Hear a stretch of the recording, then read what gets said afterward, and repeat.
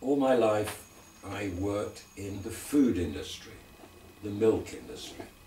As I'll tell you, first of all, I was born in a village in England, in the northwest of England, in a beautiful district which is called the Lake District.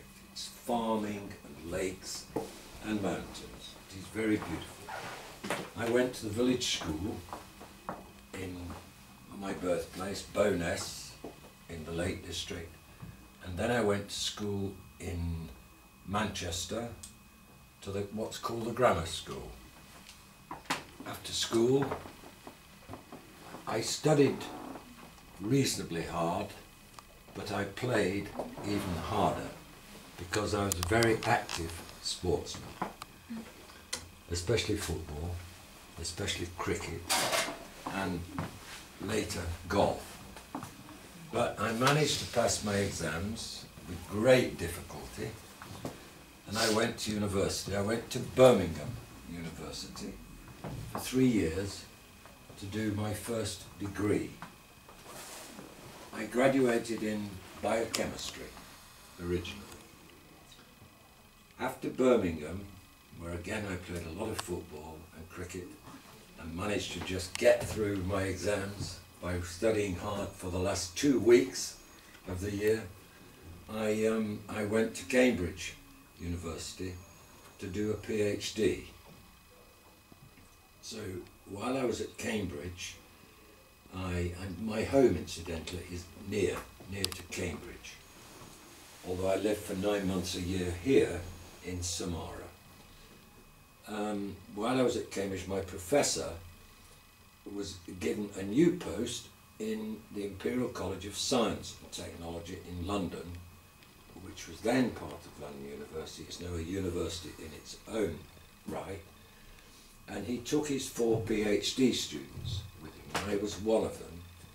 So I ended up doing my PhD at Imperial College of Science and Technology in London.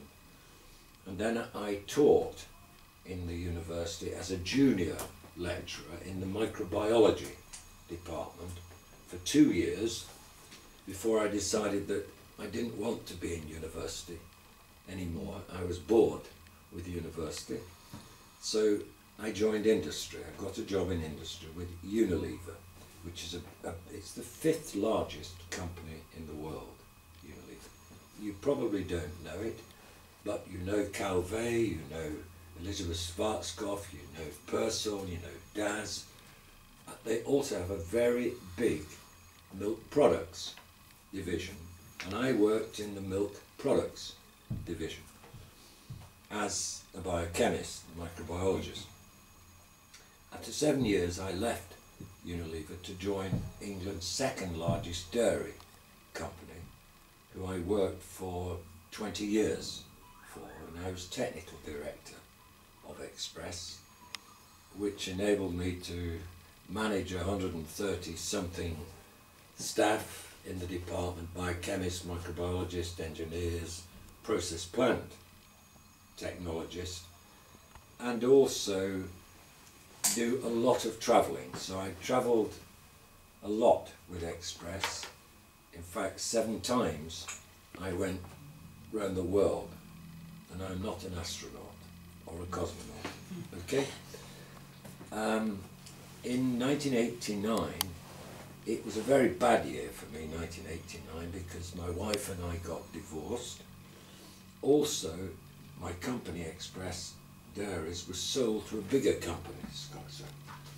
And I was then 53 years old. You can work it out for yourself if you're good at mathematics.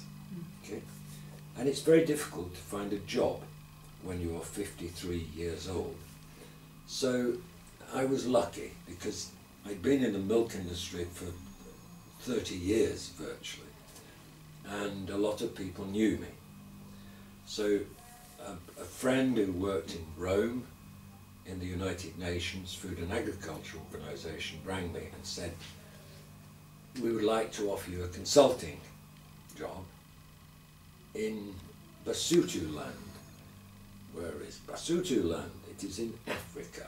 It is South Africa. It was a British colony many years ago. So I went to help to equip a small dairy in Basutoland. I went for 5 weeks, stayed 9 weeks because we hadn't finished in time.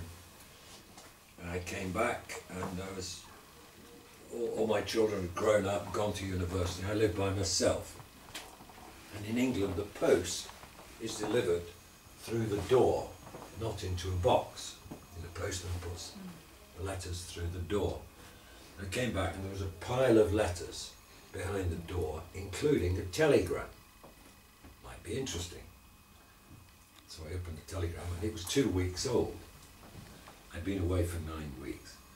And it was from what is called the British Foreign Office.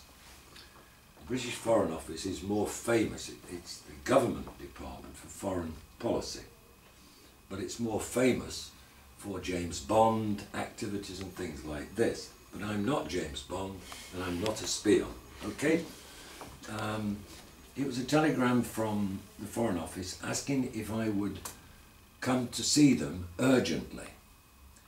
So that telegram was 2 weeks old.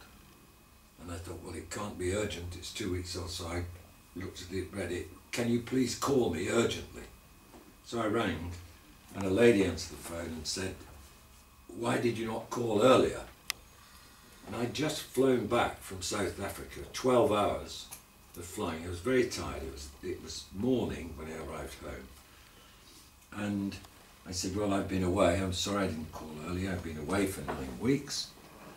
And I've only just opened your telegram. She said, well, what are you doing now? Very demanding. So I said, I'd probably go to bed, I think, because I'm tired. Don't go to bed. Can you come down to see me? Okay, yes sir, yes sir. So I got on the train, I went back to London, I went to the Foreign Office, I saw this lady, and 2 days later they'd sent me to Bolivia in South America to work on a milk production unit in South America. Since then I've never stopped working.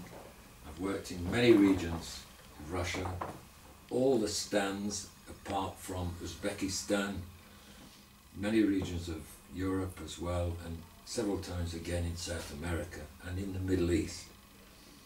But about 9 years ago, someone, I can't remember who it wasn't Vitalina, I think it was a company called Greenwich, rang me and asked if I would do some teaching for them. I said, I'm not a teacher, no, but you speak English and you are English. Okay. So I started to do some teaching. I've been doing it ever since. Why do I do it?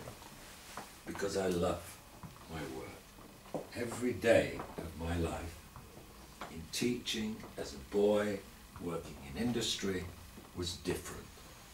And I never get bored. Okay? So that's me, that's John. Vitalina asked me to come and talk to you tonight. We're going to divide our evening into 2 parts. There'll be a break at about 7:30. It is your opportunity to speak English, to ask as many questions as you want to ask. I won't be offended, whatever you say. Please feel free to ask. But first of all, Vitalina very kindly sent me a little note. It says, Dear John, my medical students would be grateful if you could answer the following questions. Can you briefly describe the system of medical education in Britain? Can young people enter a university after school, or do they have to study at a medical college first? Well, the system of...